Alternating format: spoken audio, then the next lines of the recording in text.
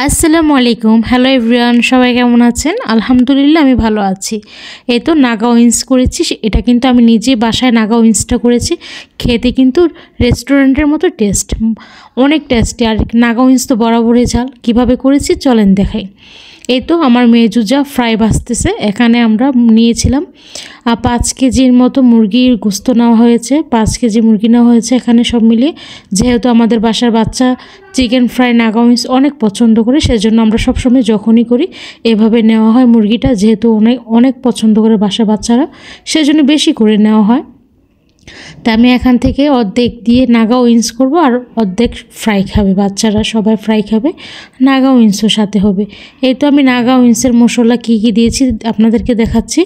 এখানে মরিচ, নাগা মরিচ, তারপর টমেটোর সস, চিনি, সয়া সস, আর হচ্ছে গোলমরিচের গুঁড়া, আর থাকবে ভিনেগার।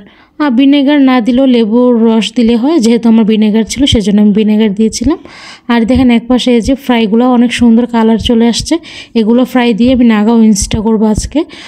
এগুলো ফ্রাই ভালো করে ভাজা হয়ে গেলে আমি নাগা উইংসটা করে নিব। আমার মেজুজা ভাজতেছে ফ্রাই, আর আমি এদিক দিয়ে নাগা উইংসের মশলাটা করে নিয়েছি। তো এই তো, আর নাগা উইংসের মশলাটা কিন্তু অবশ্যই নাগাটা দিতে হবে মাস্ট, কারণ নাগা উইংসের মেনই হচ্ছে নাগা। আর আমি যতবারে ভিডিও করেছি নাগা উইংসের, আমি একই কথা বারবার বলি যে নাগা উইংসের নাগা লাগবেই মাস্ট। আর এই তো নাগা উইংসের ফ্রাই কিন্তু আমার অলরেডি হয়ে গিয়েছে। এখন আমি নাগা উইংসটা করবো। এই তো, আর এখন কিন্তু আমার বড় যা অলরেডি চলে এসছে, মেজো যা, যেহেতু অনেকগুলো ফ্রাই করতে হয়, আমরা 3 যা মিলে একসাথে করি। আর একসাথে কাজ ভালো লাগে, খুব তাড়াতাড়ি হয়ে যায় গল্পে গল্পে।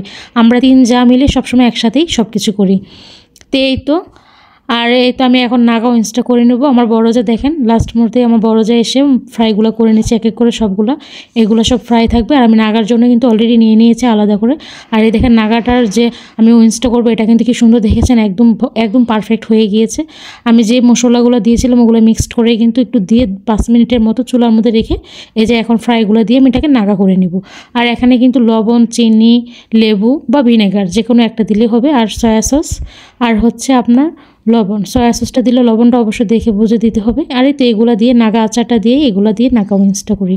খেতে কিন্তু অনেক মজা হয়, রেস্টুরেন্টের মতো মজা হয়, খেতে বেশ মজা হয়। তো এই তো অলরেডি আমার নাগা উইংসটা হয়ে গেছে। আর দেখেন মশলা কালারটা কতটা সুন্দর এসেছে, একদম পারফেক্ট রেস্টুরেন্ট স্টাইলে নাগাটা হয়ে গেছে। আল্লাহ হাফেজ, সবাই ভালো থাকবেন।